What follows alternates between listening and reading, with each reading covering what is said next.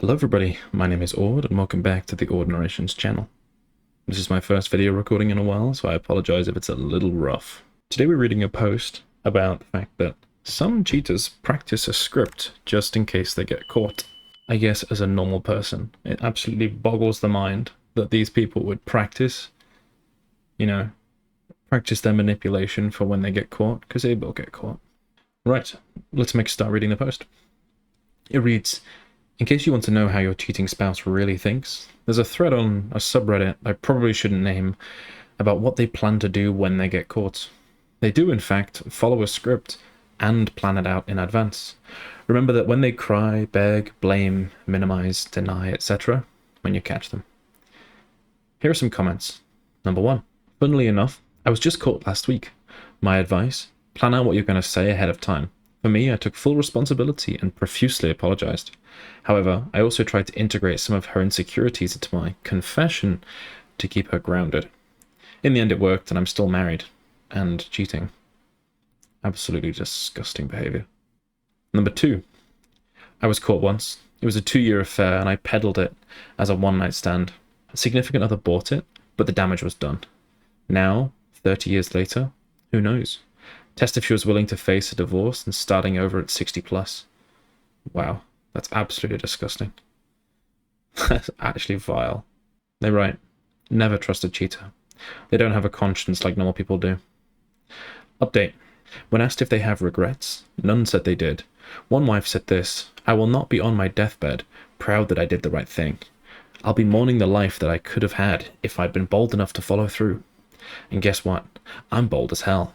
She also doesn't like feeling emotions because they make her uncomfortable. Update again. I'm going to add one more. Why so little guilt? For whatever reason, adultery has just felt right. Also, I believe, sincerely, though I'm sure it's part rationalization, that human beings, like other primates, aren't designed for long-term monogamy, though a minority of them do seem to adapt to it very well. I guess I just can't believe that something that seems so natural and that can bring so much joy, overlooking the pain to myself and some affair partners sometimes, can be wrong. No mention of the pain to the betrayed spouse, just him and his affair partners. He's been married twice and cheated on both wives. These people should be put down. Someone left a comment saying, reading that made me sick to my stomach. It is totally bizarre that these horrible people are just walking among us every day.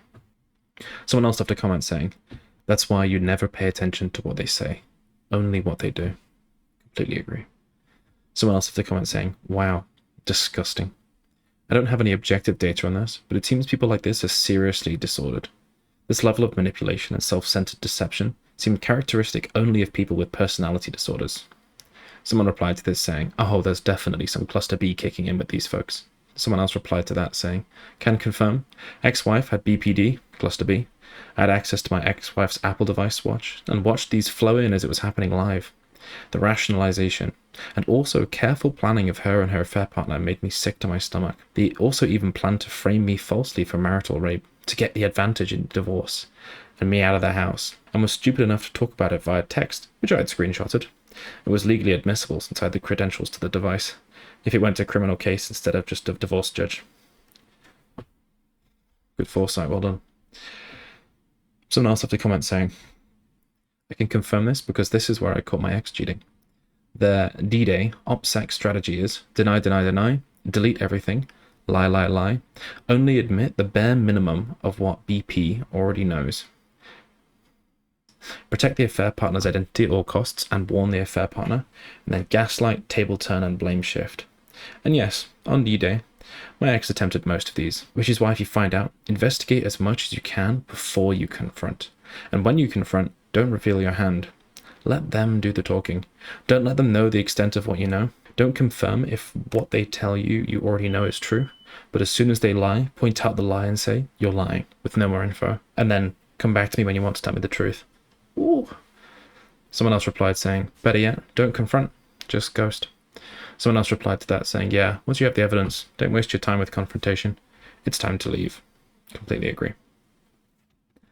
Someone else left a comment saying, someone here told me about that sub.